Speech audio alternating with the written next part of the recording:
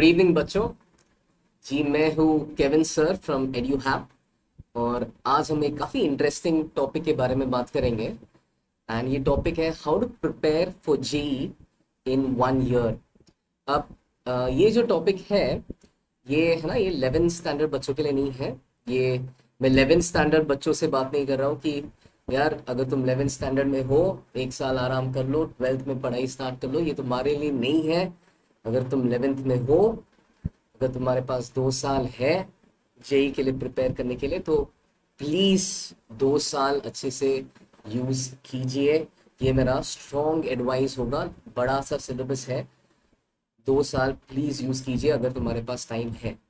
But अभी आज का जो ये टॉपिक है ये उन 12th स्टैंडर्ड स्टूडेंट्स के लिए है जो ये वीडियो देख रहे हैं। जिन्होंने मान लो एक साल वेस्ट किया, हो सकता है तुम कोचिंग में ही ना नहीं थे, या हो सकता है तुमने पढ़ाई नहीं की, ये तुम्हारे लिए है। और ये मेरा एडवाइस है। एडवाइस देने के पहले थोड़ा सा मोटिवेशन मेरे तरफ से, मेरे लाइफ स्टोरी से। तो वैसे एक वीडियो में मैं एकदम डिटेल में मेरा जेई प्रिपरेशन कैसा था मैं और डिटेल में बताऊंगा। और अभी एकदम जल्दी से अगर बताना है तो ऐसा था कि मेरा एक साल पूरा 11th मैंने वेस्ट किया गलत कंपनी के साथ। तो ज़्यादा पढ़ाई नहीं किया, हो सकता है तुम में से कुछ लोग सेम सिचुएशन में हो सकते हो। और फिर उसके बाद मैंने क्या किया, उसके बाद 12th लगभग जून में पढ़ाई करना स्टार्ट किया। 12th जून में पढ़ाई करना स्टार्ट किया और फिर एक और दोस्त के साथ पढ़ रहा था। और जैसे हम पढ़ रहे थे, मतलब हमें थोड़ा इम्प्रूवमेंट, इनफैक्ट काफ़ी इम्प्रूवमेंट दिखने लगा। फिर भी ऐसा हुआ कि हमने उतना स्मार्टली पढ़ाई नहीं की, गड़बड़ भी की उस 12th स्टैंडर्ड में। तो उसके बारे में बताऊंगा क्या गड़बड़ नहीं करना है। तो हमने कुछ कुछ टाइम वेस्ट किया गलत। अब पढ़ाई करते वक्त भी टाइम वेस्ट होता है, हमने उस टाइप का टाइम वेस्ट किया पढ़ाई करते वक्त। ठीक से मतलब थोड़ा गलत जगह पे टाइम वेस्ट किया, जिसके कारण क्या हो गया कि हमारा पूरा सिलेबस वैसे हो नहीं पाया जब तक एग्ज़ाम देने का टाइम आया। पर फिर भी जब मैंने एग्ज़ाम दिया मेरा रैंक आया था 5838। तो ये एक साल के अंदर वैसा रैंक आया। और फिर उसके बाद कहानी ऐसा है कि हमने पहले से डिसाइड कर लिया कि यार सब लोग 2 साल पढ़ रहे हैं, हम क्यों एक साल पढ़े, हम भी 2 साल पढ़ के, है ना, एक फेयर फाइट होना चाहिए, है ना, अन्याय क्यों कर रहे हैं हम खुद के साथ। तो मैं 2 साल पढ़ा, तो हमने एक ड्रॉप लिया। उसके बाद ड्रॉप के बाद मेरा रैंक 92 आया, उसका 300 आया। तो ठीक है, तो 2 साल की पढ़ाई के बाद वैसा रैंक आया। पर फिर भी यार एक साल की पढ़ाई के अंदर 5838 रैंक बहुत ही बढ़िया है। ठीक है। और पहले तो मुझे लगता था यार मुझ में बहुत दिमाग है इसलिए, है ना, मैंने एक साल के अंदर कर दिया। बट ऐसी बात नहीं है। उसके बाद मैंने, जब हमने ड्रॉप लिया, एक बच्चा आया था, उसका नाम था यश। ठीक है। और ये ड्रॉप के लिए आया था, पर इसने कुछ भी कोचिंग अटेंड नहीं किया था 2 साल के लिए। और उसको अगले साल जेई देना था, वो ड्रॉप ले रहा था, कुछ भी कोचिंग नहीं किया है, कुछ भी नहीं आता है। और पर वो एक साल पढ़ा और हर दिन हमारे ग्रुप में से अलग अलग बच्चे को बुलाता था, वो अलग बच्चे को बुलाता था और डाउट्स पूछता था। क्योंकि हर दिन एक ही बच्चे को बुलाएगा तो है ना, वो बच्चा गाली देगा एक पॉइंट के बाद।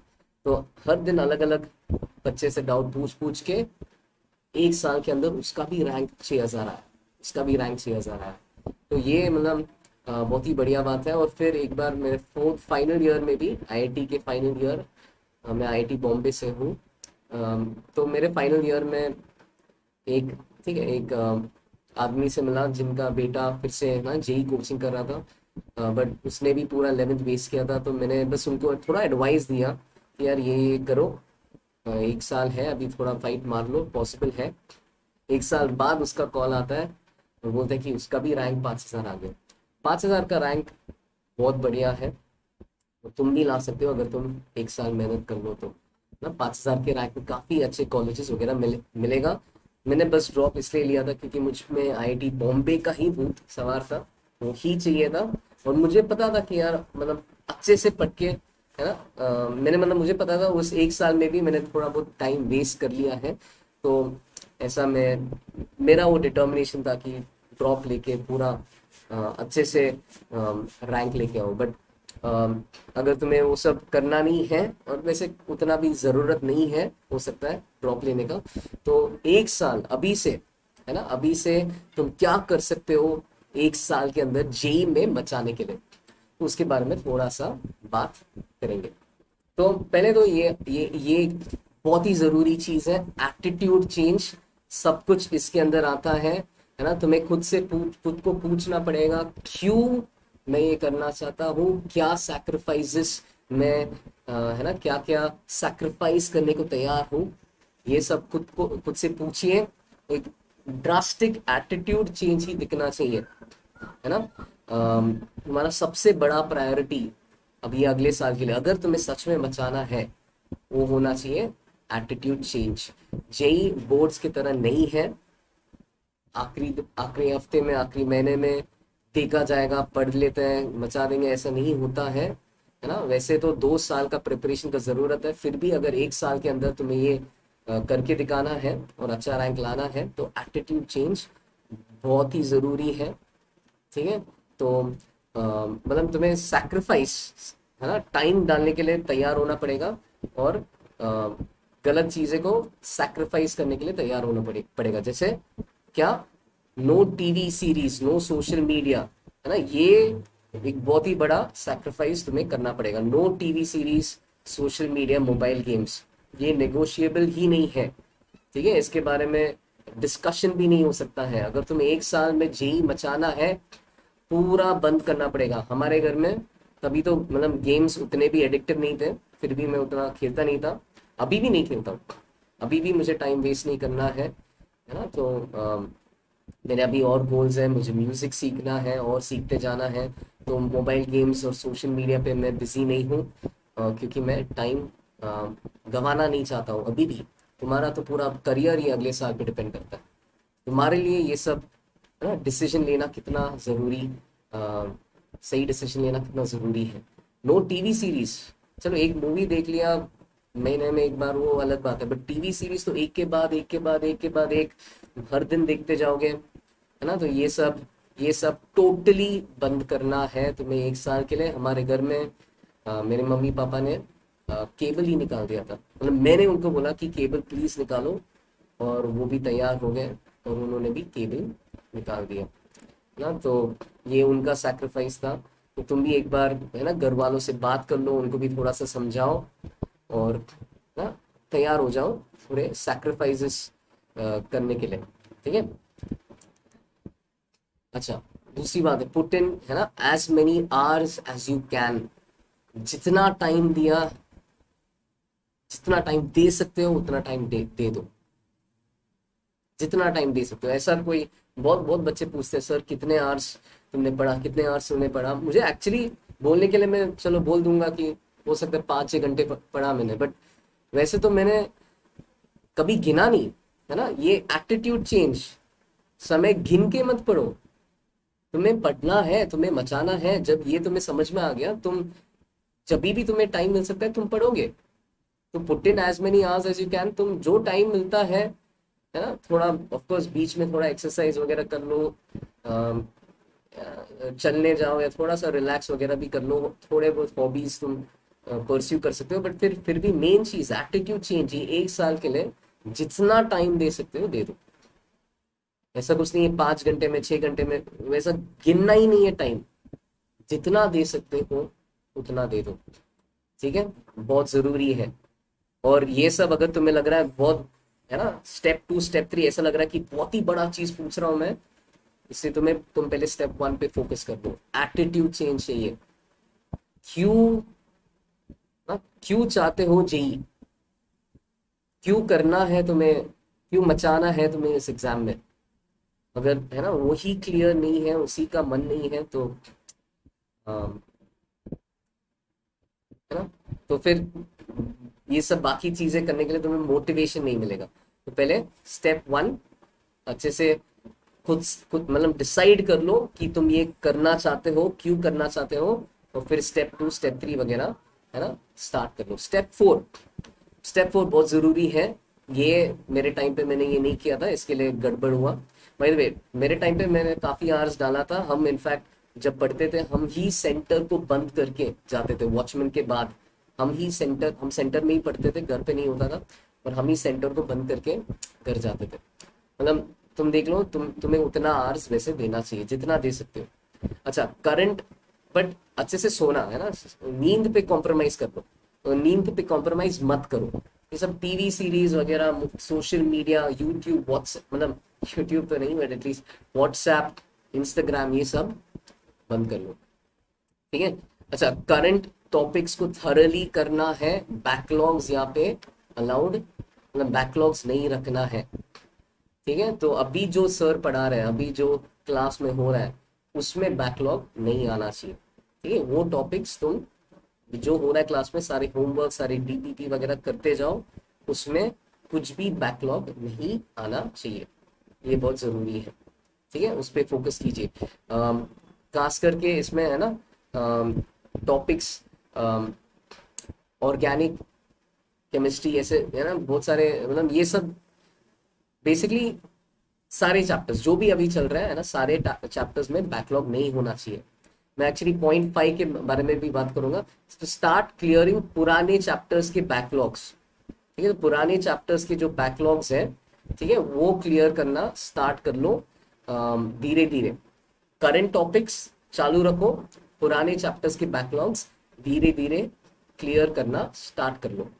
अब क्लियर करते वक्त कहाँ से स्टार्ट करना है, कहाँ से स्टार्ट करना है, तो उसके लिए मेरा एडवाइस है, पहले है ना, पहले तुम उन टॉपिक्स को उठाओ जो अभी के चैप्टर्स को समझने के लिए क्रूशियल है। जैसे कि मैकेनिक्स, फिजिक्स में मैकेनिक्स हो सकता है ना, मतलब तुम्हें अब तक पता चला होगा कि मैकेनिक्स हर जगह यूज होता है। तो अगर तुम्हारा मैकेनिक्स वीक है, वहां से प्लीज स्टार्ट कर लो। केमिस्ट्री, अभी मान लो तुम्हारा 12th में ऑर्गेनिक, हो सकता है ऑर्गेनिक स्टार्ट हुआ हो ऑलरेडी, आइसोमेरिज्म, जीओसी वगैरह हुआ हो, और वो तुमने, हाँ है ना, वो हो सकता है तुमने मिस किया, वो जब सर पढ़ा रहे थे तुमने ध्यान नहीं दिया उतना, और अभी चल रहा है क्या क्या है, हाइड्रोकार्बन्स या एल्काइल हलाइड्स, है ना। तो ये सब समझने के लिए तुम्हारा एटलीस्ट जीओसी वगैरह स्ट्रांग होना चाहिए। तो तुम अपने टीचर से वगैरह बात कर लो, और जो क्रूशियल है अभी के चैप्टर समझने के लिए, जो क्रूशियल है वो क्लियर करना स्टार्ट कर लो। पर इसका ये मतलब नहीं कि है ना, बहुत सारे बच्चे बोलते हैं चलो अभी अब से मैं बैकलॉग क्लियर करना स्टार्ट करूंगा, तो फिर वो क्या करते हैं, मतलब अभी का जो करंट टॉपिक है वही छोड़ देते हैं और बिगिनिंग से स्टार्ट करते हैं। इसमें क्या हो जाएगा, तुम डीमोटिवेट हो जाओगे, क्योंकि सर जो पढ़ा रहे हैं वो सर वो टॉपिक में आगे निकलते जाएंगे, तुम्हारा वो भी बैकलॉग रहेगा, और है ना, तुम फर्स्ट चैप्टर से स्टार्ट करोगे तो तुम्हें ऐसा लगेगा कि ये एक रेस चालू है, सर आगे निकल रहे हैं, तुम पीछे आने की कोशिश कर रहे हो, और तुम्हें लगेगा कि ये तुम रेस, है ना, तुम टॉम एंड जेरी का रेस, तुम कभी सर तक पहुंच नहीं पाओगे, ऐसा तुम्हें लगेगा। तो ये मत कीजिए, है ना, ये मत कीजिए। तुम जो सर पढ़ा रहे हैं क्लास में वो तो अच्छे से सीखो, और पुरानी टॉपिक्स टाइम देके, ऐसा नहीं कि 1-2 हफ्ते में निपट जाएगा, ऐसा नहीं कि तुम्हारा अगला टेस्ट तक निपट जाएगा। हो सकता है तुम्हारा अगला टेस्ट 1 महीने में है, तुमने 1 साल गंवाया, तो 1 महीने में जादू नहीं होने वाला है। 1 महीने के अंदर 1 साल का सिलेबस फिट मत करो, मत करो, ठीक है। ये ऐसे टॉपिक्स नहीं है कि सिर्फ फॉर्मूला रट के हो जाएगा, ये तुम्हें अच्छे से प्रैक्टिस वगैरह करना है। तो ये सब शॉर्टकट मत उठाओ, शॉर्टकट उठाओ ही मत, टाइम दे दो। अगर 1 साल तुमने नहीं पढ़ा है, 1 साल का बैकलॉग क्लियर होने के लिए 5-6 महीने लगने दो, 5-6 महीने लगेंगे, ठीक है। बट धीरे धीरे क्रूशियल टॉपिक से स्टार्ट करके फिर है ना बाकी टॉपिक्स भी क्लियर कर लो। अच्छा प्लीज पढ़ना कैसे है ना, क्या होता है बैकलॉग क्लियर, प्लीज यार नोट्स बनाने में टाइम वेस्ट मत करो। मैंने किया था, जिस 1 साल में 5838 जो रैंक आया था, उससे और भी काफी अच्छा आ सकता था अगर मैं ये नहीं कर रहा होता, ठीक है। हमने वो कितने महीने थे, 6-7-8 महीने का पढ़ाई था, उसमें तो 3-4 महीने ऐसे ही नोट्स बनाने में हमने वेस्ट किया। इनऑर्गेनिक केमिस्ट्री के नोट्स बनाते जा रहे थे एक रेफरेंस बुक से पढ़ पढ़ के, जैसे कि खुद के नोट्स छपवाने वाले वैसे। और अंत में तो सबसे कम स्कोर मेरा फर्स्ट अटेम्प्ट में केमिस्ट्री में ही आया था। सेकेंड अटेम्प्ट में हमने बस केमिस्ट्री सॉल्व किया, सारे सब्जेक्ट सॉल्व किया, और मेरा हाईएस्ट स्कोर केमिस्ट्री में आया था। तो नोट्स वगैरह बनाने में प्लीज टाइम वेस्ट मत करो। थोड़ा सा चीट शीट फॉर्मूला वगैरह है ना एक जगह पे लिखना ठीक है, बट टाइम वेस्ट इसमें नहीं करना है। तुम्हारा मेन टाइम सम्स सॉल्व करने में जाना चाहिए। फिर भी सम सॉल्व करते वक्त टू मेनी क्वेश्चन सॉल्व मत करो। ऐसा नहीं कि 2-3 बुक सॉल्व करेंगे यार, ये तो अगर चलो तुम 11th में थे फिर 1-2 बुक सॉल्व कर सकते थे, बट अब 1 साल के अंदर है ना 2 करंट पोर्शन भी करना है, पुराना पोर्शन भी करना है, तो 2 मतलब बहुत सारे बुक्स सॉल्व करने का टाइम नहीं है उल्टा, और जरूरत भी नहीं है। टाइम भी नहीं है, जरूरत भी नहीं है। तो ज्यादा क्वेश्चन करने की जगह कम क्वेश्चन करो, एक बुक से करो, पर जो भी तुम क्वेश्चंस करोगे उसको एनालाइज करो। Solve fewer questions but analyse them, learn from them and remember them. Come question करो, ठीक है, बट ये सारे जो भी क्वेश्चंस कर रहे हो उसको उसके पीछे देखो क्या कंसेप्ट था, क्या अजम्पशंस था, क्या अगर सवाल वो थोड़ा सा चेंज करेगा तो क्या सवाल को सेम तरीके से करना पड़ेगा या अलग ही कंसेप्ट अप्लाई होगा, ऐसा सब सोचो। ठीक है, उस पर ज्यादा टाइम स्पेंड करो बहुत सारे क्वेश्चंस करने की जगह। जो क्वेश्चंस कर रहे हो उससे सीखो, क्वेश्चन से चैप्टर सीखो, क्वेश्चन से कंसेप्ट सीखो, ठीक है, और क्वेश्चंस को याद करो। ये नहीं कि आंसर रटना है, क्वेश्चन को याद करो। अच्छा ऐसा एक क्वेश्चन था जिसमें एक इंक्लाइन प्लेन था, वो ब्लॉक था पर फ्रिक्शन भी था, पुली भी था, है ना, और तब ये हम ये करते हैं, ऐसा याद करो। ठीक है, और तुम थोड़ा सा एफर्ट लगाओ याद करने का, तुम्हें भी यकीन नहीं होगा कैसे एग्जाम देते वक्त ये सारे क्वेश्चंस याद हो जाएंगे। इसके सिमिलर एक क्वेश्चन तुम पेपर में देखोगे, तुम्हें याद हो जाएगा कि यार यही क्वेश्चन तो HC वर्मा के अंदर है। कभी कभी क्वेश्चन नंबर भी याद रहेगा बच्चों को। ठीक है, तो याद करने की कोशिश करो। ठीक है, अच्छा, तो और यह याद कब होगा, जब तुम कम क्वेश्चंस करो पर अच्छे से एनालाइज कर लो। फिर एक और चीज है ना, अभी तुम्हारे पास टाइम कम है, टाइम वेस्ट मत करो struggling to get an answer. है ना, बहुत सारे बच्चे ऐसे होते हैं कि उनमें है ना ईगो वाली बात आ जाती है, यार ये क्वेश्चन मेरे से कैसे नहीं हो पा रहा है, मैं तो बैठूंगा और जब तक है ना जब तक सॉल्व नहीं होगा तब तक मैं करते जाऊंगा। ये जेई मेंटालिटी है ही नहीं, जब तक नहीं होगा तब तक मैं सॉल्व करूंगा। अरे यार जेई के क्वेश्चंस तुम्हें 4-5 2 से 4 मिनट के अंदर करना पड़ता है, 2 से 5 मिनट के अंदर। तुमसे अगर नहीं हो रहा है 5-10 मिनट में, मतलब तुम्हें आता ही नहीं है, तो ईगो को साइड में रखिए। और अगर लग रहा है कि यार 10 मिनट हो गया कुछ भी बकवास ट्राई कर रहा हूँ, है ना, ये तो गलत ही, मतलब एक्सेप्ट कर लो कि तुम्हें नहीं आता है क्या करना है, और टाइम वेस्ट मत करो। टाइम बहुत प्रेशियस है, टाइम तुम्हारा बेस्ट फ्रेंड है फिलहाल, इसको वेस्ट मत करो। Don't spend too much time struggling to get an answer. तो फिर सॉल्व कैसे होगा सवाल, अगर आंसर नहीं आ रहा है तो आंसर देखो, सोल्यूशन देखो। और सोल्यूशन कब दिखेगा, अगर तुम सॉल्व करते वक्त ही ऐसा क्वेश्चन कर रहे हो जिसके आंसर्स हैं। तो मेरा एडवाइस है, स्पेशली जो अभी 12th में पढ़ रहे हैं, अभी से स्टार्ट कर रहे हैं, तो सॉल्व एग्जाम्पल्स ज्यादा कर लो। ठीक है, और क्वेश्चंस विद सोल्यूशंस कर लो। मैंने भी मैथ्स के वक्त बस एक बुक उठाया था, टाइम नहीं था और मैथ्स बहुत खराब था, पर एक बुक उठाया अरिहंत का, ऑब्जेक्टिव अप्रोच है था। बुक नहीं रेकमेंड कर रहा हूँ, बस बता रहा हूँ क्या किया था।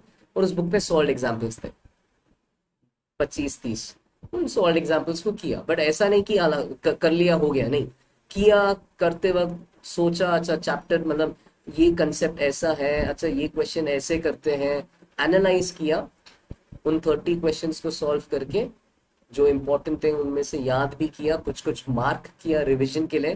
देखो तुम्हारा टाइम कम है, तुम्हें रिवीजन करने का जरूरत पड़ने वाला है।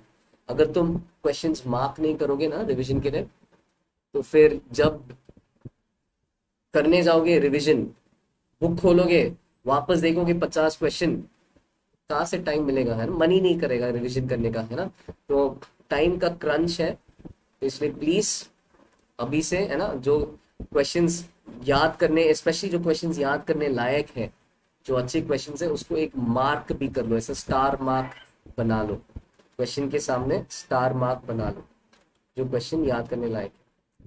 ठीक है। अच्छा, आखिरी चीज, आखिरी चीज, गो इजी ऑन योर सेल्फ। ठीक है, ये मैंने पहले भी बता दिया, मतलब ऐसा अगला टेस्ट 1 महीने में है तो उसमें मचाना है नहीं।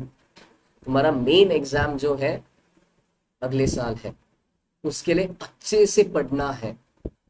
जल्दी है, मतलब जल्दबाजी में नहीं पढ़ना है, हेस्ट में नहीं पढ़ना है, अच्छे से अगले साल के एग्जाम के लिए पढ़ना है। बैकलॉग को समय लेगा, 1 साल का बैकलॉग है।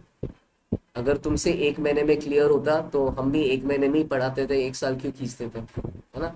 तो बैकलॉग को समय लेगा, समय लगेगा क्लियर होने में, तो प्लीज उसको समय दीजिए। ठीक है, 5 6 7 महीने भी लगेगा तो भी चलेगा, अच्छे से धीरे धीरे बैकलॉग को क्लियर कीजिए, और अभी का जो करंट सिलेबस है उसमें भी अच्छे से मचाइए। ठीक है, दैट्स ऑल। ठीक है, फिर से मुलाकात होगी दूसरे वीडियोस में। All the best. और फर्स्ट स्टेप मत भूलिए, एटीट्यूड चेंज। खुद से पूछिए क्या एटीट्यूड चेंज लाना है मुझे इस एग्जाम में बचाने के लिए। ठीक है, bye bye. EduHub, India's online learning hub. Download the app now.